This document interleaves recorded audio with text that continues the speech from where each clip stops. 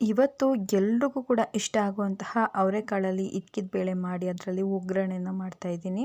ಕಾಳಂತೂ ತುಂಬಾ ಚೆನ್ನಾಗಿರುತ್ತೆ. ಇದ್ರ ಜೊತೆಗೆ ನಾವು ಬೇರೆ ಯಾವುದೇ ಕಾಳುಗಳನ್ನು ಕೂಡ ಆ್ಯಡ್ ಮಾಡ್ಕೋಬಹುದು.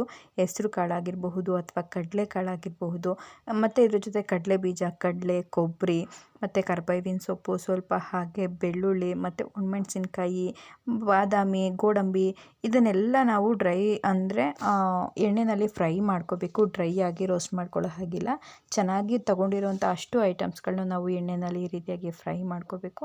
ಸೊ ಫ್ರೈ ಮಾಡುವಾಗ ಡೈರೆಕ್ಟಾಗಿ ಎಣ್ಣೆಯಲ್ಲಿ ಹಾಕಿದ್ರೆ ಅದು ಎಲ್ಲ ಕಡೆ ಸ್ಪ್ರೆಡ್ ಆಗುತ್ತೆ, ತೆಗೆಯೋದಕ್ಕೆ ಬರೋದಿಲ್ಲ. ಹಾಗಾಗಿ ಸ್ವಲ್ಪ ಈ ರೀತಿಯಾಗಿ ದೊಡ್ಡದಾಗೊಂದು ಫಿಲ್ಟರ್ ಇತ್ತು, ಜರಡಿ ಇತ್ತು ಅಂತಂದರೆ ಅದನ್ನು ಎಣ್ಣೆಯಲ್ಲಿ ಡಿಪ್ ಮಾಡಿ ಈ ರೀತಿಯಾಗಿ ಬೇಯಿಸ್ಕೊಂಡ್ರೆ ಚೆನ್ನಾಗಾಗುತ್ತೆ. ಸೊ ನೋಡ್ತಾ ಇರ್ಬೋದು, ನಾನು ಕೂಡ ಇವಾಗ ತೊಗೊಂಡಿರೋಂತಹ ಅಷ್ಟು ಕಾಳುಗಳನ್ನ ಚೆನ್ನಾಗಿ ಫ್ರೈ ಮಾಡಿಕೊಂಡು ಫೈನಲ್ ಆಗಿ ಹಿದ್ಕಿದ ಬೇಳೆ ಅವರೆಕಾಳ್ದು ಈ ರೀತಿ ಮಿಕ್ಸ್ಚರ್ನ ಮಾಡಿದ್ದೀನಿ. ತುಂಬಾ ಒಳ್ಳೆ ಟೇಸ್ಟ್ ಕೊಡುತ್ತೆ. ಫೈನಲಾಗಿ ಎಲ್ಲ ಆಯಿಲ್ ಫ್ರೈ ಮಾಡಿಕೊಂಡು ಸ್ವಲ್ಪ ಅರಿಶಿನದ ಪುಡಿ, ಖಾರದ ಪುಡಿ, ಉಪ್ಪನ್ನು ಮಿಕ್ಸ್ ಮಾಡಿ ಇದರಲ್ಲಿ ಸ್ಪ್ರೆಡ್ ಮಾಡಿದ್ರೆ ತುಂಬಾ ಒಳ್ಳೆ ಸ್ನ್ಯಾಕ್ಸ್ ರೆಡಿ ಆಗುತ್ತೆ.